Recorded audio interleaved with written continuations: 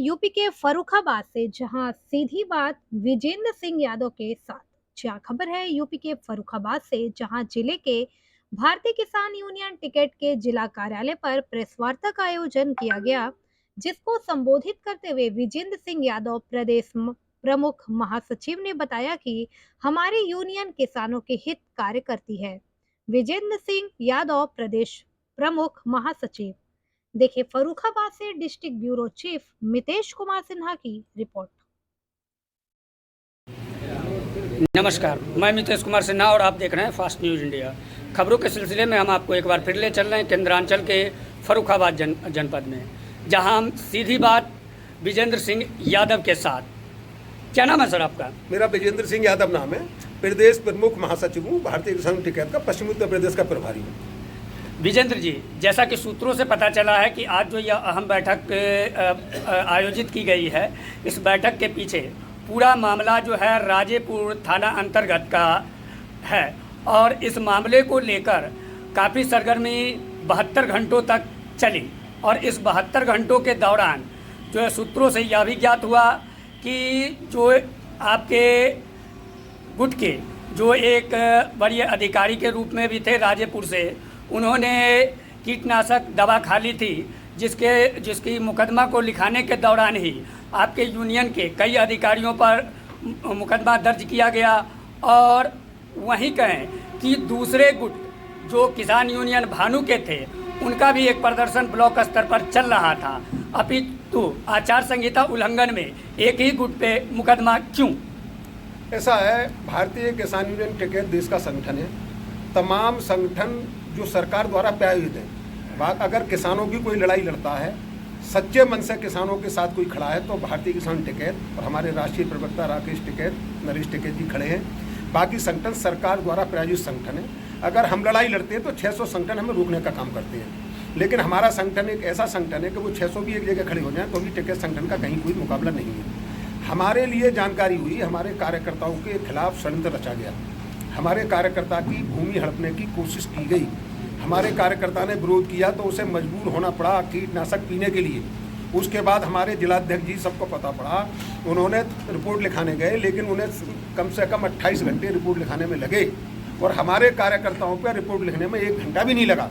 इसकी सूचना हमारे यहाँ की स्थानीय इकाई जिलाध्यक्ष अरविंद जी मिश्रा जी ने हमारे राष्ट्रीय प्रवक्ता राकेश टिकैत जी को दी। उन्होंने मुझे यहाँ भेजा अपने प्रतिनिधि में, बोले जाइए और अधिकारियों से दूर बात करिए, अगर सकारात्मक वार्ता हो तो सही है, ना हो तो फर्रुखाबाद की धरती पर राष्ट्रीय लेवल का आंदोलन होगा। आज हमने पुलिस कप्तान विकास Kumar ji, ADM city magistrate से बिंदुवार बात की। उन लोगों ने माना कि उनकी मशीनरी की कमी थी, उनके लेखपाल की कमी थी, उनके पुलिस प्रशासन की कमी थी। और वो एक मुझे हंसी भी आती है, उन्होंने हमारे कार्यकर्ताओं पर आचार संहिता का मुकदमा लगाया। भाई हमारा कौन सा चुनाव लड़ा आचार संहिता? हमारी किसानों ने कहाँ संगठन लड़ रही है? तो टारगेट करके किया गया था, लेकिन अधिकारियों ने अपने अधीनस्थ की कमी मानी, उन कमियों को सुधार करने का आश्वासन हमें दिया और उन्होंने कहा कि रिपोर्ट लिखना अलग बात है, कार्रवाई होना अलग बात है। बोले हमने सब जांच करा चुकी है, बची जांच करा लेंगे, आपके कार्यकर्ताओं का इसमें कोई कुछ नहीं है, निष्पक्षपात जांच कर कोई ऐसी कार्रवाई नहीं की। एक मामला एमएसपी को लेकर भी आप लोग लगातार दिल्ली में धरना देने पर बैठे थे, लेकिन जैसा कि विशेषज्ञों की राय है कि अगर जो है एमएसपी लागू की जाती है तो 25% महंगाई बढ़ेगी। इस पर क्या कहना आपका? ये विशेषज्ञ नहीं है, वो सरकारी लोग हैं, सरकार द्वारा प्रायोजित लोग हैं।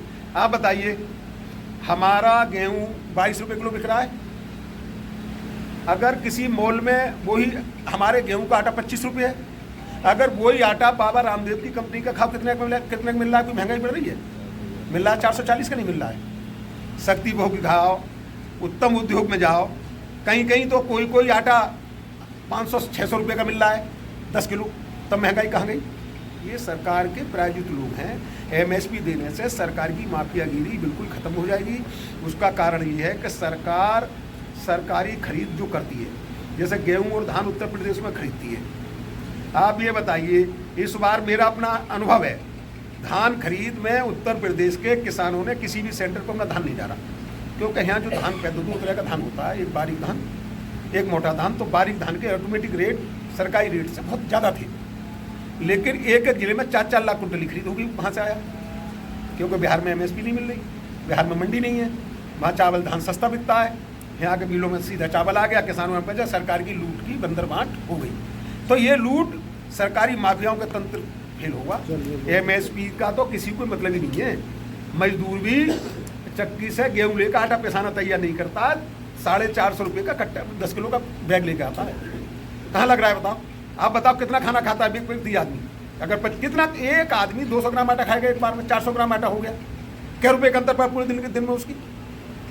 अरे जो आटा उसे 45 का मिल रहा है, भाई वो आटा इतना ही तो हो जाएगा, तो 50 का मिल जाएगा MSP बढ़ के। जैसे हमारा 2000 बिक रहा है, 2 रुपये बढ़ेंगे। ये सरकार के षड्यंत्रकारी लोग हैं, उद्योगपतियों के लोग हैं। सरकार ये नहीं चाहती कि किसान खेती करे, सरकार ये चाहती है कि देश के उद्योगपति खेती करें, किसान के बच्चे मजदूरी करें, किसान के बच्चे उनके यहाँ मजदूरी करें। सरकार की नीति ये है, जो 3 कार्य वो जो कॉन्ट्रैक्ट फार्मिंग लाइन की नहीं होती, भाई हम मजबूर हो जाएंगे, अगर हम ये मजबूर हो जाएंगे कि इसमें हमें रेट नहीं मिलेगा, घाटे का सौदा कब तक करोगे? कोई भी आदमी घाटे में कब तक रह सकता है? तो सरकार की रणनीति ये है कि किसान को विवश कर दो कि अपने आप ज़मीन छोड़ दे। आप देख रहे होगे रोड किनारे ज़मीन शहर के व्यापारियों की होगी, हमारे यहाँ रोड किनारे ज़मीन 99% किसानों को नहीं रही।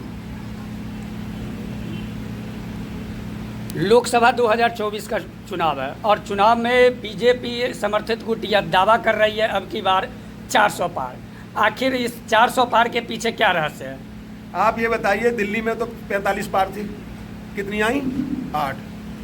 200 पार थे बांग्लादेश में, उसमें बंगाल में कितनी आई? 70।